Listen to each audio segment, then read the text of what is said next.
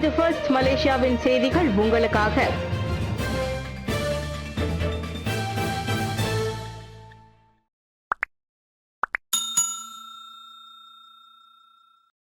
ஜொஹூர் தேசிய ரினி தோட்ட தமிழ் பள்ளியின் 53ஆம் ஆண்டு விளையாட்டுப் போட்டி. ஜொஹூர் ரினி தோட்ட தமிழ் பள்ளியின் 53ஆம் ஆண்டு விளையாட்டுப் போட்டி மலேசிய தொழில்நுட்ப பல்கலைக்கழகத்தில் மிகச் சிறப்பாக நடந்தேறியது. மாணவர்கள் விளையாட்டுத் துறையிலும் முத்திரை பதிக்க வேண்டும் என்ற உன்னத நோக்கில் ரினி தோட்ட தமிழ் பள்ளி ஒவ்வொரு வருடமும் விளையாட்டுப் போட்டியை நடத்தி வருகிறது. அவ்வகையில் கடந்த 6ஆம் தேதி நடைபெற்ற இப்போட்டியில் 1ஆம் ஆண்டு முதல் 6ஆம் ஆண்டு வரையிலான மாணவர்களுக்கு ஆண் பெண் என இரு பிரிவுகளில் போட்டிகள் நடைபெற்றன. அதில் ஓட்டப்பந்தயம், ஈட்டி எறிதல், குண்டு வீசுதல் ஆகிய போட்டிகளில் அதிக மதிப்பெண் பெற்று மஞ்சள் இல்லம் வருடத்தின் வெற்றியாளராக மகுடம் சூட்டினர். இல்ல வகுப்பிற்கு பச்சை இல்லமும், பள்ளி சீருடை இயக்க வகுப்பிற்கு செம்பறை சங்கமும் முதலிடம் பிடித்த நிலையில் பள்ளியில் விளையாட்டு வீரராக கார்த்திகேயனும், விளையாட்டு வீராங்கனையாக லக்ஷ்மிதாவும் தேர்ந்தெடுக்கப்பட்டனர். இப்போட்டி விளையாட்டில் சிறப்பு விருந்தினராக ஸ்கூடாய் சட்டமன்ற உறுப்பினரின் செயலாளினி, மலேசியாவின் தங்க மகன் விருது பெற்ற டத்தோ டாக்டர் சந்திரன், பள்ளியின் தலைமை ஆசிரியர் ஆகியோர் கலந்து கொண்டு சிறப்பித்தனர். குவான்செங் உயர்நிலை பள்ளி காவல்துறையில் புகார். பள்ளி மாணவி தவறி விழுந்து இறந்ததாக பொய்யான காணொளிகள் மீது கண்டனம். நேற்று பள்ளி மாணவி ஒருவர் கொடுமைப்படுத்தியதால் பள்ளி கட்டிடத்தில் இருந்து தவறி விழுந்து இறந்ததாக வைரலான 2 வீடியோ கிளிப்புகளை குவான்செங் உயர்நிலை பள்ளியின் தலைமை ஆசிரியர் அலுவலகம் மறுத்துள்ளது. அது பொய்யான வீடியோ என்றும், அதில் மாடியில் இருந்து கீழே குதித்து தற்கொலை செய்து கொண்ட மாணவியும் தனது பள்ளி மாணவர் அல்ல என்பதையும் அது தெளிவுபடுத்தியது. இது தொடர்பாக இப்பள்ளி மலேசிய காவல்துறையிடம் அதிகாரப்பூர்வமாக புகார் அளித்துள்ளது. ஆதாரமற்ற மற்றும் தவறான செய்திகளை பரப்புபவர்களுக்கு எதிராக தகுந்த தருணத்தில் சட்ட நடவடிக்கை எடுக்க பள்ளிக்கு உரிமை உள்ளது என தனது அறிக்கையில் அது தெரிவித்திருக்கிறது. தமிழக முதலமைச்சர் ஸ்டாலினுக்கு மனிதவள மேம்பாட்டுக்கான வாழ்நாள் சாதனையாளர் விருது. ஆசிய மனிதவள மேம்பாட்டு விருது அமைப்பின் சார்பில் தமிழக முதலமைச்சர் மு.க.ஸ்டாலினுக்கு மனிதவள மேம்பாட்டுக்கான வாழ்நாள் சாதனையாளர் விருது வழங்கி கௌரவிக்கப்பட்டுள்ளது.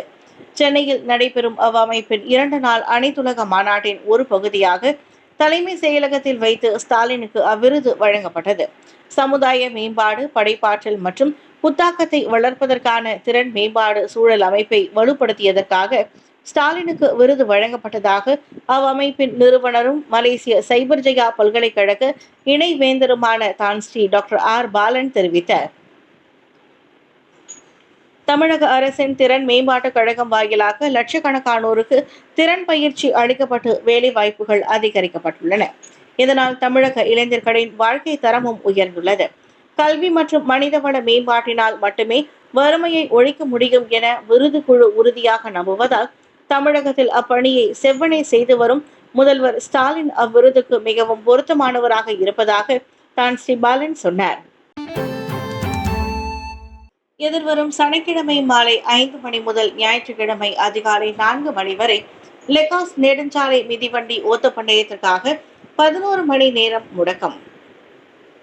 RHB லெகாஸ் ஹைவே ரைட் 2024 மிதிவண்டி ஓட்ட பந்தயத்திற்கு வழிவகுக்கும் காஜாங் சிரமான் லெகாஸ் நெடுஞ்சாலை எதிர்வரும் சனிக்கிழமை 12ஆம் தேதி தொடங்கி 13ஆம் தேதி வரை மூடப்படுகிறது.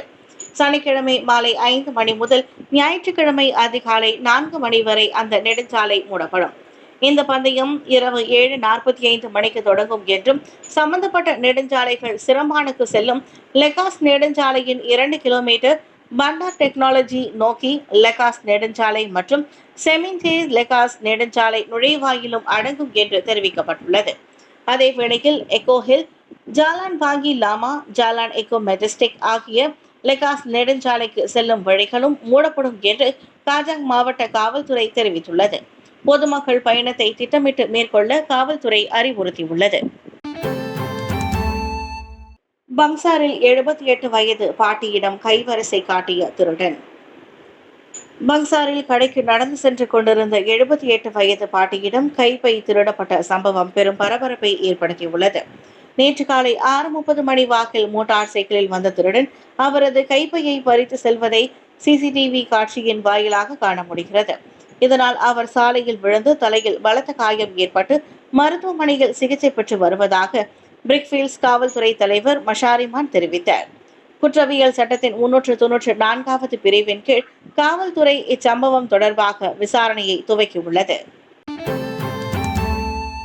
மாய்காவின் நியமன உதவி தலைவராக தானஸ்ரீ எம் ராமசாமி அறிவிக்கப்பட்டுள்ளார்.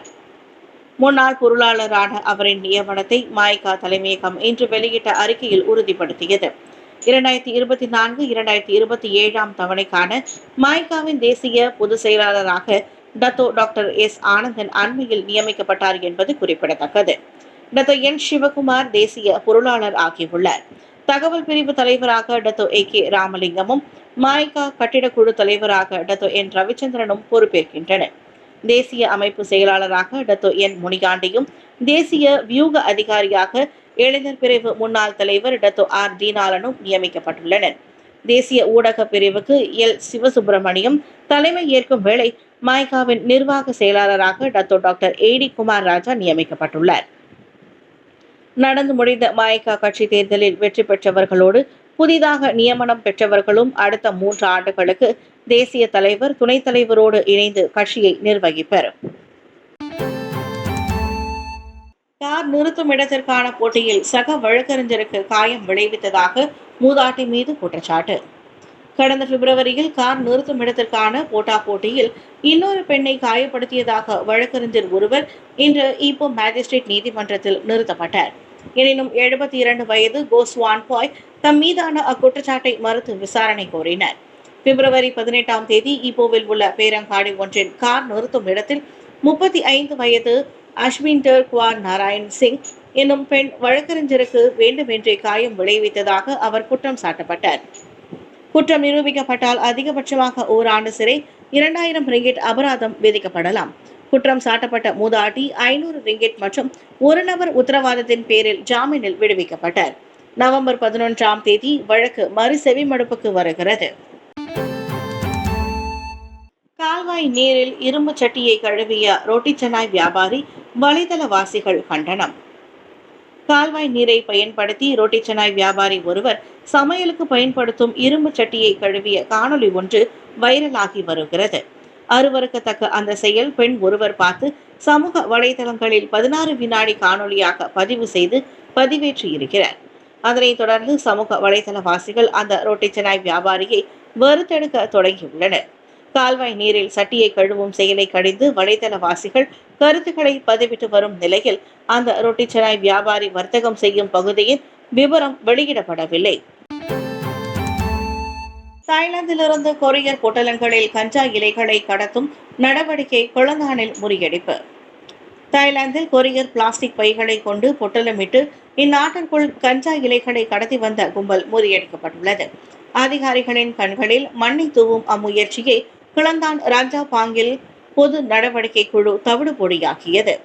ஜெராம் பெட்டாவில் சந்தேகத்திற்குரிய வகையில் காணப்பட்ட 22 வயது இளைஞனின் சோதனை நடத்தியதில் அவனது முதுகு பையில் கொரியர் போர்வையில் 13.4 கிலோகிராம் இடையிலான மடக்கப்பட்ட கஞ்சா இலைகள் கண்டெடுக்கப்பட்டன. அவற்றின் மொத்த மதிப்பு 41,664 ரிங்கிட் என கூறப்படுகிறது. அவன் போதைப் பொருள் உட்கொண்டதும் சிறுநீர் பரிசோதனையில் உறுதியானது. தாய்லாந்திலிருந்து கஞ்சா இலைகளை கடத்தி வரும் ரன்னராக செயல்பட்டு வரும் அவ்வாடவன் தான் கடத்தி வரும் ஒவ்வொரு 10 கிலோ கஞ்சா இலைகளுக்கும் 250 ரிங்கிட்டை கமிஷனாக பெற்று வந்துள்ளார். அவன் கடத்தி வரும் கஞ்சா பொட்டலங்கள் இடைத்தரகர்களின் கைகளுக்கு மாறி பின்னர் அக்கும்பல் நிர்ணயித்த இடங்களுக்கு கொரியர் மூலமாகவும் அனுப்பப்படுவது விசாரணையில் கண்டறியப்பட்டது. ருக்மணி தாயின் பிஸ்துலா தளம் சிகிச்சைக்கு ஒன்றிணைந்து உதவிகரம் நீட்டுவோம். ஜொகூரை சேர்ந்த 65 வயதான ருக்மணி எனும் மாது 10 வருடங்களாக சிறுநீரக செயலிழப்பால் தாமன் ஜொகூர் ஜெயாவில் உள்ள டயாலிசிஸ் மையத்தில் இரத்த சுத்திகரிப்பு சிகிச்சையை பெற்று வருகிறார். வாரத்தில் 3 முறை சிகிச்சையை மேற்கொண்டு வரும் அவருக்கு தற்போது இடது கையில் உள்ள பிஸ்துலா தளம் பாதிக்கப்பட்டுள்ளது. பிஸ்துலா தளம் சேதமடைய இவருக்கு கடந்த 1 மாத கழுத்தில் குழாய் பொருத்தப்பட்டு சிகிச்சை வழங்கப்படுகிறது. இந்நிலையில் கழுத்தில் குழாய் பொருத்தப்பட்டிருப்பதால் ருக்மணி பல்வேறு சிரமங்களை அனுபவிப்பதாகவும் பாக்டீரியா தொற்று அபாயத்தையும் எதிர்நோக்குவதாக இவரின் 41 வயது மகள் தெக்கினேஸ்வரி தெரிவித்தார். தனித்து வாழும் ருக்மணிக்கு துணை நிற்பதே இவரின் 41 வயது மகளும் 33 வயது மகனுமே. மகனின் 1500 ரிங்கிட் குடும்ப வருமானத்தில் சமூக நலத்துறையின் 300 ரிங்கிட் உதவித்தொகையுடன் வீட்டு வாடகை, சமையல் பொருட்கள், சிகிச்சைக்காக பயணம் செய்து வருவதே சவால்தான். இந்நிலையில் மருத்துவர் விரைவில் இடது கையில் உள்ள பிஸ்டுலா தளத்தை அறுவை சிகிச்சை செய்வது. சிறைச்சாலையில் பாதுகாப்பு கருதி தனி அறையில் வைக்கப்பட்ட சிங்கப்பூர் முன்னாள் அமைச்சர் ஈஸ்வரன். சிங்கப்பூரில் 12 மாத சிறைவாசத்தை தொடங்கியுள்ள முன்னாள் போக்குவரத்து அமைச்சர் ஈஸ்வரன் தனிநபர் சிறையில் அடைக்கப்பட்டுள்ளார். பாதுகாப்பு காரணங்களுக்காக அவரை மற்ற கைதிகளுடன் ஒன்றாக வைக்காமல் தனி அறையில் வைக்க முடிவெடுக்கப்பட்டதாக சிங்கப்பூர் சிறைச்சாலை சேவைத்துறை தெரிவித்தது. பாதுகாப்பு மற்றும் மருத்துவ மதிப்பீடுகளை மேற்கொண்டதில் ஈஸ்வரனை மற்ற கைதிகளுடன் விட்டால் அது அவருக்கு அதிக ஆபத்தை கொண்டு வரும் என SPS முடிவு செய்ததாக சானஸ் நியூஸ் ஏஷியா செய்தி வெளியிட்டது. கழிப்பிடத்துடன் கூடிய ஈஸ்வரனின் அறை சுமார் 6.9 சதுர மீட்டர் அளவை கொண்டுள்ளது. படுப்பதற்கு வைக்கோலில் பின்னப்பட்ட ஒரு பாயும் 2 போர்வைகளும் அவருக்கு வழங்கப்பட்டுள்ளன. பின்புலம் கருதாது அனைத்து கைதிகளும் சமமாக நடத்தப்படுகின்றனர். அனைவரும் ஒரே விதிமுறையை பின்பற்றியாக வேண்டும் என SPS விளக்கியது. சிறை தண்டனையை எதிர்த்து மேல்முறையீடு செய்ய போவதில்லை என முகநூல் பக்கத்தில் தெரிவித்திருந்த ஈஸ்வரன் நேற்று பிற்பகலில் இருந்து ஓராண்டு சிறையை தொடங்கினார். அமைச்சர் பதவியை பயன்படுத்தி விலை உயர்ந்த அன்பளிப்புகளை பெற்றது,